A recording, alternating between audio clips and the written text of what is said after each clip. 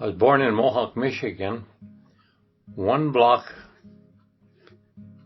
north of here, Union Street. This is on Stanton Avenue, and then there's 41, so I'm in between the two roads.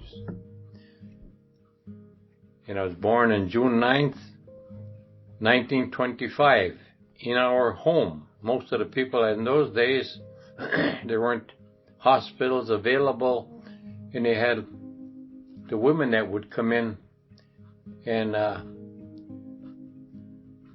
do the birthing, let's put it that way. My dad's name was Joseph also. My mother's name was Johanna. Had Brother Vincent, he was the oldest. Brother John was the next oldest. I was the next one, and my brother Jim, he was 10 years older than me. They're all dead but Jim and me right now. When Joe was in high school, the draft board kept him out of service so he could graduate, but during that time, Joe was recruited into the Army Air Force by another soldier who was home on furlough. I and about 4 others, we signed up, and my mother wasn't too happy about that. She said to my father, he was called Joe, Joe, we got 2 boys in the damn Army now. Don't know where they are, if they're living or dead, and this fool wants to fly in one of those tin cans. And she held her head and walked out of the dining room. Joe was the only one that passed the initial test for the Air Force training program.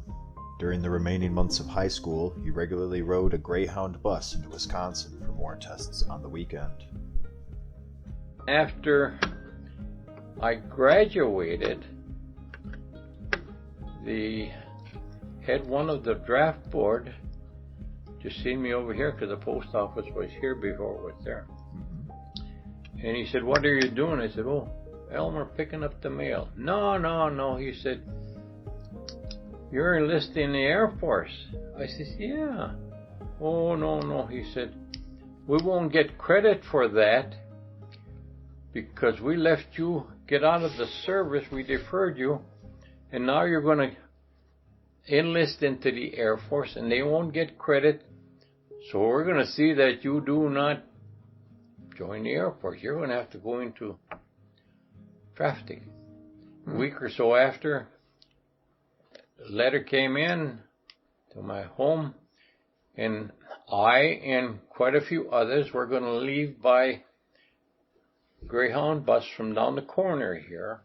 And we would go to Marquette at the old Palestra to be physical. You'd either come out of there 1A or 4F. 4F you weren't eligible for the service anymore. Joe and other draftees from Keweenaw County boarded a Greyhound bus from Marquette for their physical exams. They were planning on returning home again afterward. I went down and got 1A, and as I was going down to the line, the next one said, go down to see that sergeant at the next desk there, and I went down to see him, and he says, 1A, good, you're going to, I'm trying to think of the Air Force base in, it's in Wichita Falls, Texas. I'll get back to that pretty quick, but okay. I said, when is that going to happen? He says, this evening you're going on the train to Fort Sheridan, Illinois. They'll give you money and tickets to get into Shepherd Field, Texas. I said, wow, we were supposed to go home. No, I said, we're all going home. He said, Sonny, right now you take no out of your vocabulary. From now it's, yes, sir. I said, yes, sir. So Joe resigned himself to shipping out to Wichita Falls, but he needed to get word about it back to his parents. Phones weren't that popular at that time. This is in 44. Okay. So as I was going through the line, there was another contingent going from Calumet, and my uncle happened to be into that one. I said, Uncle Joe, I said, when you get home, you go down to my mother and dad's and tell them that I won't be coming home. Oh, he said, what are you going to do, skip? I said, no. He said, I got to go to Shepherd Field, Texas. No. When? He said, tonight. I said, no, we're all going home. I said, see that big sergeant down there? Go tell him I'm not going there. You tell you something. Long story short, I went down to Shepherd Field, Texas.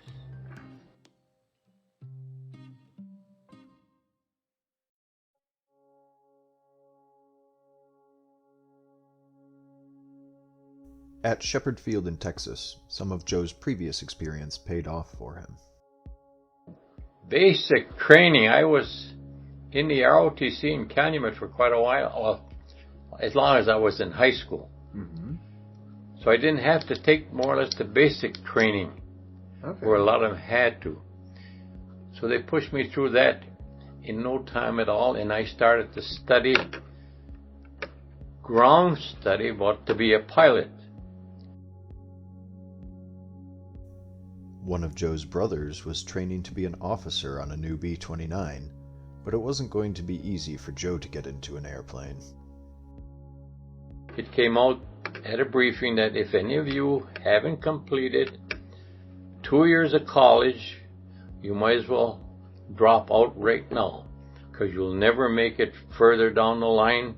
Some of you that got 2 years of college won't make it, but we'll get you into a good position. They were going to, not only were, they did, put me into a control tower operator for the Air Force. Okay. Sent me to Scottsville, Illinois. That's across the river from St. Louis.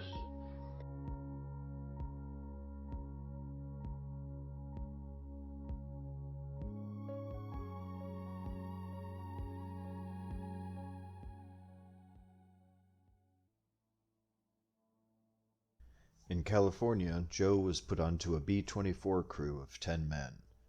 Joe said several of the crew agreed early on that their pilot wasn't among the best. In the meantime, when we'd go to a briefing, there was an old pilot there. Well, he happened to be 10 years older than me, let's put it that way. So in those days, well, even now, 10 years old. But at those days, his leather jacket was scarred up. Ours were brand new, and they smelled for new leather. And as things were going on, we'd say, boy, I wish we had him for a pilot, because he'd clue others in when they had the briefing of what to do with a B-24. He was an instructor for 4 years. Prior to that, getting into the service, he was a professor in Iowa. Training at this point was in the air and involved mock fights with other airplanes. And instead of dropping bombs, he'd have to take a picture when he pressed the button, and it would show him where he bombed. Then we had P-51s coming in, pursuit planes flying like the Germans or Japanese would be flying at us. Instead of the guns operating, they put cameras there so that you'd be firing at the plane coming at you, but by camera. You'd be judged, scored by your camera. Pretty soon they say, well, they're all through. Oh, tail. The pursuit pilot would like to have more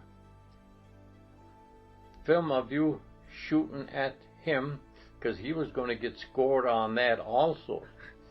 And he said, how much film do we have? They came in little canisters. Anyway, I said, well, not too much. Well, the engineer will bring you back some more. So he brought me back some more film. So then he had enough film on, I had enough film on him, and he said, he's finished. The pilot told me, you can get out of your turret now. Gunners didn't sit in the turrets for landing or takeoff. They would gather toward the front of the plane instead. But when it came time for me to get out, I couldn't open my doors. And sir, I said, I can't open my doors. What's the matter? I said, they just won't open. He told the crew, more or less, I don't know if he remembers he was on the system or not, but, well, what kind of a tail turret gunner do we have? He can't even get out of his turret. I said, sir, I wish you were as good of a tail gunner as I am, and I wish you were just as good as a pilot as I am. Ooh, that didn't fit too good with him. He started to stutter. Long story short, I was in my turret. I couldn't get out of it. He said, well, you're going to have to land in the turret, which didn't bother me. And we came down. As soon as we got close to the base, they informed him that he'd have to make touch and go landings. You know what they are? You come down, you touch, and you go, you land, and you take off. And we he said there's a crosswind, but everybody else is doing okay, so start doing it. And which he did, I think, about the third or fourth landing. All hell broke loose. It happened in seconds. We landed, crashed on the ground, and by that time, everything goes. The telephone communications in the plane, and I'm sitting in that turret, and I can smell smoke, acrid smoke, and it happened that we landed into where the runway is crossed. So they had to get us off of there as quick as they could. So I kept hollering that I was in that tail turret. And nothing was happening. I'm hollering in there, nothing's happening. That's when my SOS came in. The turrets had 2 detachable cranks inside to use in case the hydraulic and electrical systems went out. They allowed the gunner to manually turn the turret and then fire the gun and use the radio with foot controls. Took one of the cranks and started to bang it on the side of the turret. The SOS is... That's SOS. And somebody on the ground heard that, knew what it was. They hoisted a person up, and he looks into my turret, and I see this person there. Oh boy. And he said, no, I'm in there. Okay. But they had to drag the fuselage. It actually broke in 2. The 24 back of the bomb bay would break off before anything else, and I was the only one in that back. Otherwise, there would have been the ball turret, and I would be the only ones in the back there. It broke off there, and I was the only one that came out of it. Joe never saw the rest of that crew again. He was rushed to the infirmary, but checked out fine. I was in heavy flying suit, the thick sheepskin, and there's not any room to move around in that turret. You slide yourself in, feet first, and then close your doors, and you're in like a cocoon there. So I didn't bounce around too much, so I didn't get hurt. They had a interview. I'm going to call it an interview, but that isn't it, the word. Some of the words I'm missing now. But there was a full colonel. He was like the judge. They had appointed me with a captain, and we had to see what happened to the accident. And it came for me to answer the question from the colonel, what do you think happened that caused the accident? And I shouldn't have said it, but I said we had a dumbass pilot. He hit down on the desk with a big ashtray. The Air Force does not produce dumbass pilots.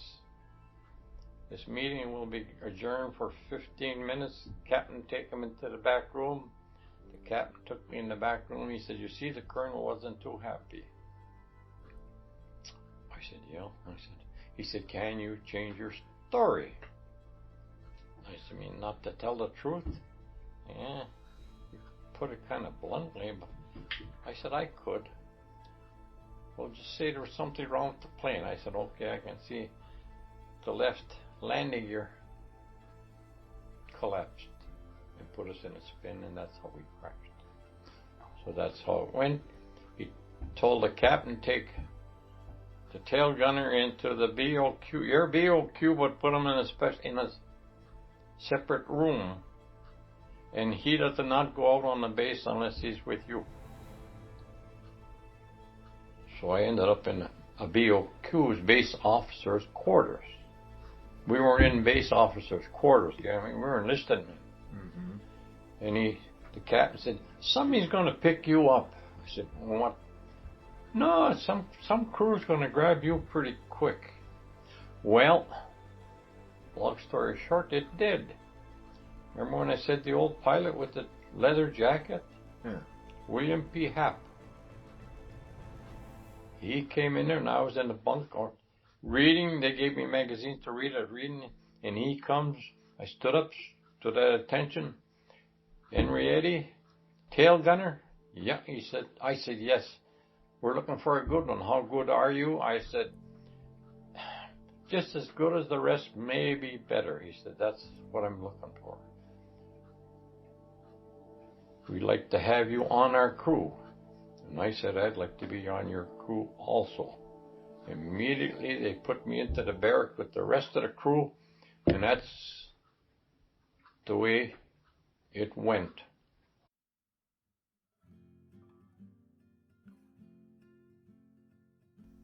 Joe and his new crew went to another base in Tonopah, Nevada, and graduated from training at the top of their class. The top 3 crews were going to get 3 days off, and we were the top crew, so we got 3 days off. 4 of us got a person in town to drive us to Reno. All right. Now that's close to California. So we hooped to do there, and when you'd hitchhike, though, you'd break off in twos, because most cars couldn't fit 4 people. So as twos, we were coming back, got into the area. It was late at night, signed in, and pretty soon I could see there's a emergency telegram for Enrietti. It's at the Red Cross office. And I told a person that was taking in our registrations, he said, yeah, they've been looking for you today. Anyway, I said, boy, I'd like to see that emergency telegram. He said, well, kind of late. I'll call the officer of the day.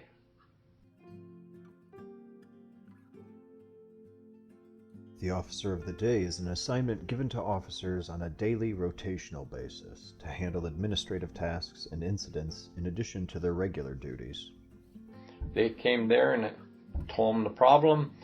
Oh, he said, we'll go down to the Red Cross office and get your telegram. So went down there, and my grandmother had died. They wanted me home for the funeral. Now, in those days, you were lucky if you got home if your parents died, especially being that far away. Right. But the little second lieutenant, he said, well, the Red Cross officer said, oh, we'd have to wake up there's a squadron headquarters, let's put it that way. But he says, kind of late, and the little second lieutenant said, in emergency, the officer of the day can sign emergency furloughs. Oh. You can? He says, yep. You got the papers? He said, yes. He started filling out the papers, and didn't realize that I was in Michigan, but another 600 miles north. So he was giving me so many days off. I said, well, I'd never make it that far in. So they increased it so I'd have enough time. I'd go by train to Chicago. From Chicago, you go by train up to here. Mm-hmm. So that's going good. I got my papers, $200 from the Red Cross officer on a loan. I had to pay that back. And the officer told the MP to bring him back to the office and to bring me to my barracks and get my travel bags all packed up and ready and go. And then you bring them into Tonopah to catch the bus, because there was no train that was coming in there, to Salt Lake City. So I come into the barracks, he turns on the lights. He said, you're not supposed to have lights on after 9 o'clock, and everybody's hollering, shut those damn lights off or we'll be written up.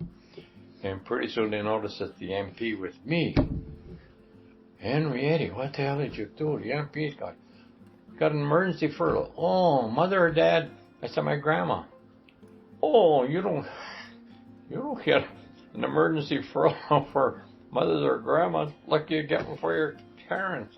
I said, shut up, I'm going.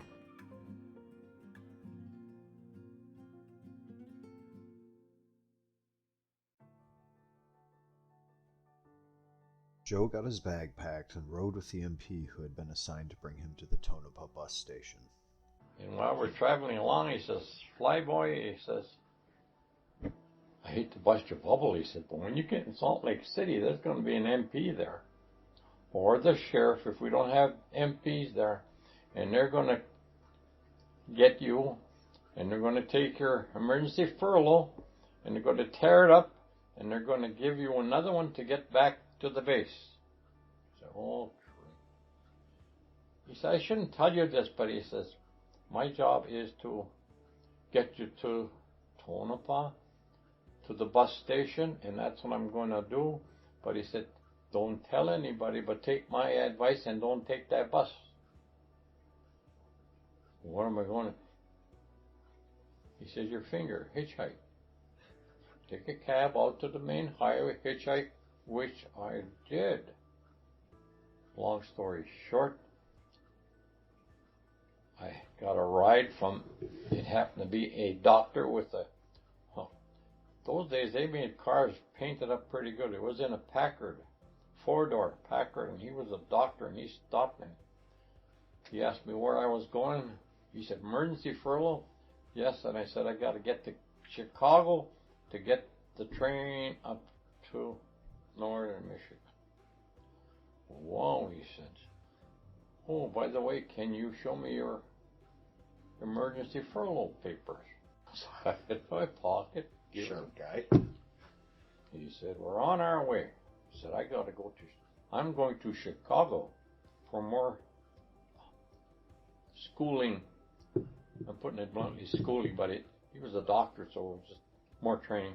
Mm-hmm. And he said, as we're driving along, he said, you've been up for quite a while? I says, yep. Can you drive? I said, yes, sir.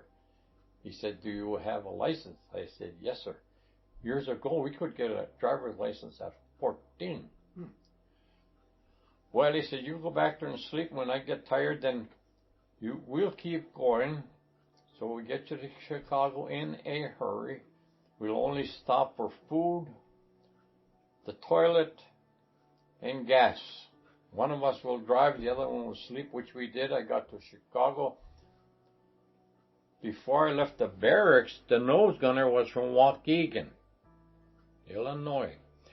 And he gave me his father's phone number because he had a Kroger's grocery store. So he gave me the home phone and the Kroger store number. And as I was going into, there's 2 stations in Chicago, Union Depot and LaSalle Street Station. I had to get to the Union Station. So he drops me off, and I start walking into the Union Station, and guess what I see? 2 MPs that were standing quite away from me, but I thought, oh, maybe they got the news because they know I'm going to have to get this train up to. Mm-hmm. I thought, oh boy. I was by a telephone booth, And I had enough change. You always keep enough change so you can use the telephone. And I called Kennedy's father in Waukegan. He was at the store. Taking the local L train to meet up with his crewmate's father, Joe avoided the MPs waiting for him at Union Station.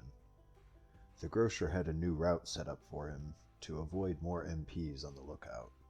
He said, so, if I were you, I got it all set that I can get tickets and we'll get you on that train. You'll miss the one going to Milwaukee. You'll miss that one that goes up to Houghton, to Calumet.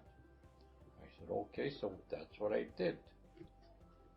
Took that train up that was going up to Ontonagon. Got to McKeever, and there's a little train with a steam engine. And that meets us there. It was half baggage car and half people. And we got into Houghton.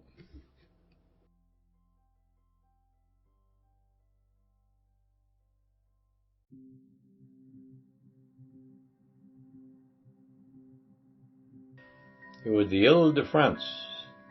It was a French ship. And when we got onto the Ile-de-France, there was the Queen Mary on the side at the port. Let's put it in New York there. And those two would run without a convoy. They were fast enough.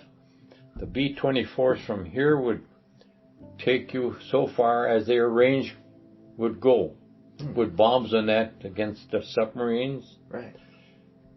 When you got closer to England, the B-24s from there would come out there. Not only that, they had Navy men on the Ile-de-France with depth charges like barrels that they'd roll off and then they'd explode. Yeah. And we had one incident that we had to get up to our lifeboats. Didn't drop them down, but we were all set. If they did put a hole in our boat, we were in a little tub. Like, did they sight like a submarine, or? Pardon? Did they sight a submarine, or what? Yeah. Oh wow. Okay. And but we never seen it. And then it took about 5 or 6 days to get to England. And the ship was a French. It was owned by France, but it was in England. It was in England in a port when the war broke out. So the English took it over. Okay. And they made a troop ship out of it, just like they did with the Queen Marys. And I don't remember how many it would hold, but there were some paratroopers on there, and they were tough. They liked our 45s. Oh. We had shoulder 45s, so we were told to make sure you sleep with them under your pillow because they would be crouching around and they'd. Oh. Yeah. But the trip. Oh, the food, well, I wasn't a good Navy man. Because you'd stand in line for food, and before you know it, somebody was barfing, and that was all it took before you. Oh. So I lived on Fig Newtons and Coke from the ship PX. Oh, yeah. Kept enough of them that they kept me going, and Coke would keep me going, and half the time I wouldn't even go down to try to get into the mess hall. We were one of the first crews to exercise on that ship going over to England. Oh, yeah, get up in the morning, do your exercises, and the other crews weren't too happy. Because pretty soon their pilots were telling them, you better go join them also. But it kept us in shape, let's put it that way. But we landed in, what's that big port in England? During the night, then when I woke up in the morning, whoa, the ship, Southampton, I think was the name. There were ships all over, different types of ships. Then they had a small ship that we'd get off of and go down like a rope ladder and get into port with that. I think it was Southampton. And then we went to the base at Ratcliffe, England. And that's where we were there for the rest of the war. So that's how I got over there.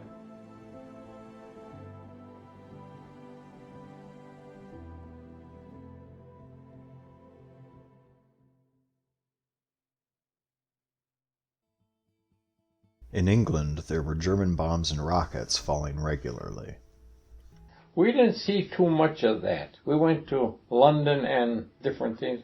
We seen some of the, how should I say it, the buildings that were bombed and stuff like that there, but they wouldn't even take us down to where they were really bombed out. And the Germans had those buzz bombs that they'd go so far. Now that's the rockets. The Germans had the rockets. They'd go so far, run out of fuel, and that's when they say when you heard it stop running, you better start running. We went to town a few times. We didn't have that much time off. We all had bicycles. We'd buy them like cars. And they had these skinny wheels in that time already with the handlebar brakes. Transportation was, steering was on the wrong side, which we never drove anyway. We had a chance at once to go down to London. Piccadilly Square, that's where all the girls were, by the hundreds. Nighttime girls. And we had to go and see that. Some took the girls too, but yeah, it was Piccadilly Square. You can look that up on your computer sometime, you see. Joe and his crew flew 14 missions before the war ended in Europe. The longest trip we ever made was like 9 hours. And to get a 9-hour trip, you'd have to, they'd install Bombay tanks, fuel tanks, that would fit and then you couldn't carry that many bombs, but you could go farther and get back home. And they would transfer the fuel out of those tanks into the wing tanks, because that's where our fuel was, in the wings. And that's one time we couldn't smoke because of the fumes. When the fumes got wrong, or they figured they were all gone, we could smoke. Not only that, at 10,000 feet, you went on oxygen mask. People holler about the oxygen mask now, but we'd be on an oxygen mask with the oxygen, and for the microphones, you had throat mics. There were 2 buttons that would go onto the vocal cords here. And then you had a strap around with a button, so you'd be on that, and that'd be hooked up to the plane. Oh, I'm going to show you something about oxygen. Oh, here it is. Now you'd watch this to make sure it blinked. And you'd watch your partner or other people there that make sure it blinked. And that's by each station where you had like a small hose, like a vacuum hose. Right. They still use them in the fighter planes because they're not, there's a name for it when they're got the oxygen in the Pressurization? pressure planes. Yeah. And now see, when you get a problem, that's when your oxygen masks come off automatically. Right. And that's what this is, yeah. So that's what I had to show you.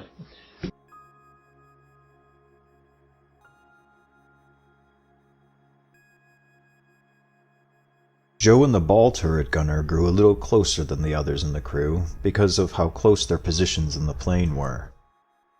Bert, she was short and small, and you had to be small to be in that ball turret. And he was crunched up.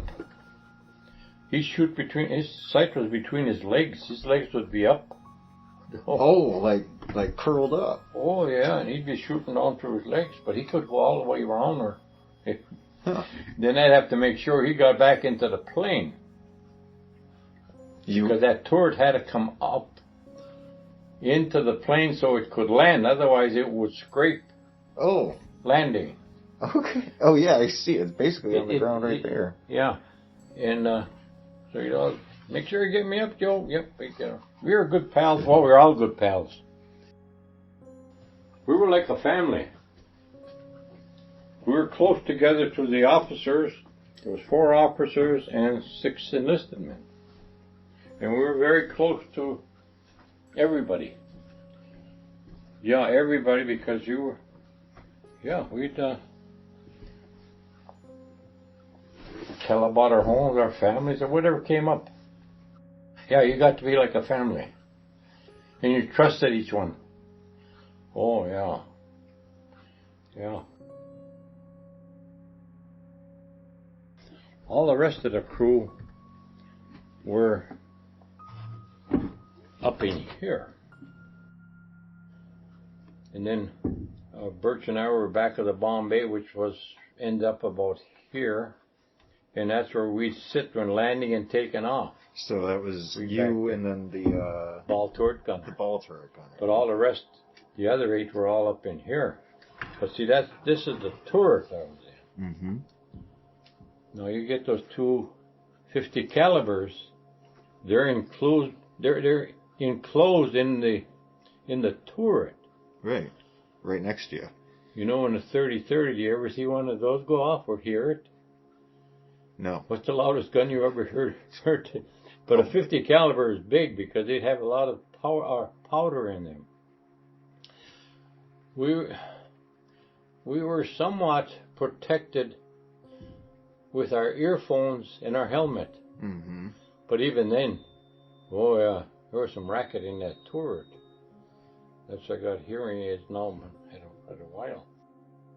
My brother Johnny was with the infantry there, and he was walking out from the southern part of Italy, and he got shell-shocked on the way up.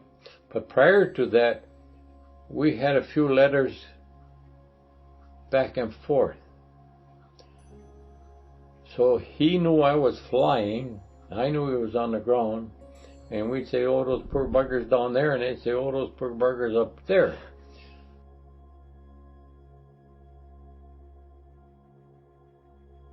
When the limits of their training and equipment were met, the aviators would turn to the supernatural for help too. Top turret, he'd pray. Oh, he was a good prayer. We'd pray quite a few times, but no, we'd always tell him, forget the shooting, get to praying. Get to praying. Wow. Yeah, it not only that, but I don't care what religion you had or you were, they often didn't have like a priest for the Catholics or whatever denomination there was. I forget what they called them. But they would have a service that you'd go to pray prior to your mission. And there's not many that missed those, I'll tell you that. Yeah. Yeah. It made you, as young as you were, what life really meant. Like, see, I didn't expect to be 20. Didn't expect to be 20. And you more or less, how would I say it? You didn't say, oh, next week I might be gone. But you'd have that in your back of your head, I don't care who you were. Yeah, but we had parachutes, and we relied on them. That was one thing. As long as I had that parachute, I figured I could live. Bail out. Plane could get in trouble or that. And we had a bell there that the pilot would press. When that bell went off, you knew how to get out of that plane. And once that bell rang, you didn't ask who or what, you just made your way. And now in those turrets, I couldn't fit a parachute. They had backpack, they had seat packs, and they had chest packs. The chest packs you could leave outside, and you had 2 hooks on your parachute harness. That was always on you. So if you had to take that parachute and get on, you clipped it on you. And you had to be careful not to pick up the D-ring. The D-ring is what opens up the parachute. You better make sure you got the handle to pick up that parachute and clip it on you the proper way. And then once you got out of the plane, 1, 2, 3, 4, 5, 6, 7, 8, 9, 10, then you'd pull the ripcord. Never had to bail out. Now, coming back from a mission, they'd question you, interrogate you after the mission to what you seen or what you did or whatever. Not only that, they'd give you a shot or two of brandy or cognac. And some of us drank and some of us didn't, but I did. But you take that and it would more or less relax you, and the question, like we're doing now, they'd come easier to you. Let's put it that way. Sure. Yeah. After every mission, yeah. Yeah, so while we were flying in the last few missions, they gave us a piece of oilcloth with the American flag on it, with a safety pin. And now the one that's got given the briefing, now when if you get shot down or something like that, and you know where the German army is and the Russian army is, you give yourself up to the Germans. Patton will get you out. If the Russians get you, we won't know anything about you. Right. The Cold War was starting already, you see. Yeah. The war ended on May 8, and Joe and the rest of the crew received their orders to return home about a month later, on June 9. It was Joe's 20th birthday.